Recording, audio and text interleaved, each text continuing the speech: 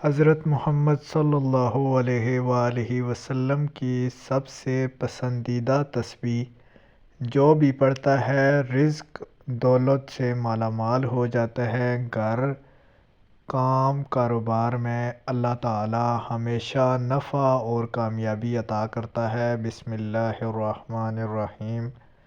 اللہم صلی علی محمد وعلی آل محمد وبارک وسلم وصلوا علیہ۔ ناظرین کرام، السلام علیکم ورحمۃ اللہ۔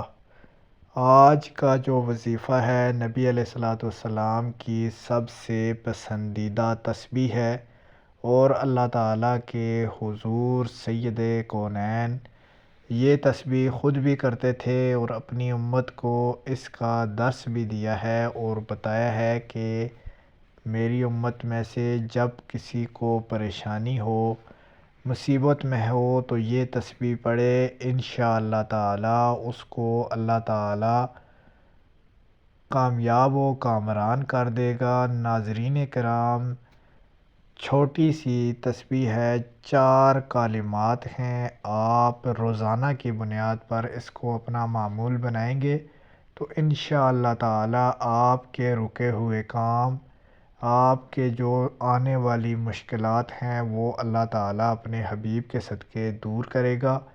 آپ کی جو خواہشات ہیں، آپ کی جو طلب ہے، آپ کے رزق کی اگر کمی ہے، آپ چاہتے ہیں کہ آپ کے پاس اللہ تعالیٰ کی عطا سے مال و دولت ہو، رزق میں فراوانی ہو، تو اس تسبیح کو اپنا معمول بنا لیں۔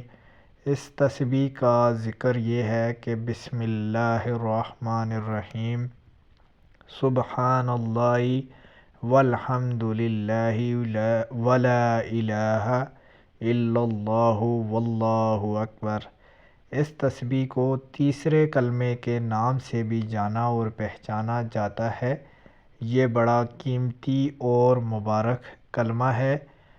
احادیث طیبہ میں اس مختصر کلمہ کے بہت سے فضائل بیان کیے گئے ہیں، جس میں آپ کو ابھی بتانے جا رہے ہیں کہ اگر جو شخص روزانہ صبح اور شام کو 100 مرتبہ اس کا ذکر کرے گا، انشاءاللہ تعالی اللہ تعالی کبھی بھی اس کو کسی محرومی میں نہیں ڈالے گا، کسی نقصان میں نہیں ڈالے گا۔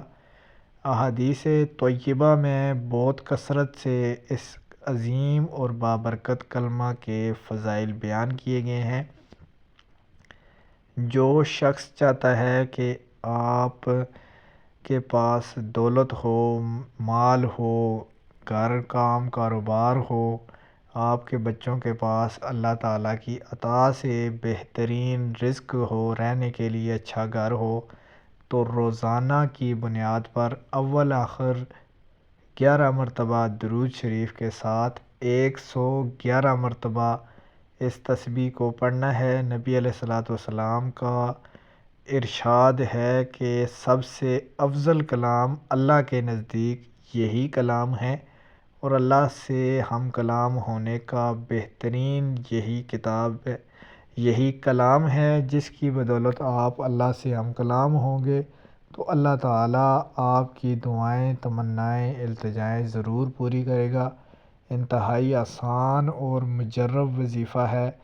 جس شخص کو پیسے کی اگر کمی ہو تو وہ کثرت سے اس کلمے کا ذکر کرتا رہے، انشاءاللہ تعالی کبھی بھی اس کے ہاں سے مال و دولت رزق میں کمی نہیں ہوگی۔ اگر آپ کو ہماری ویڈیو اچھی لگے چینل کو سبسکرائب کر دیں۔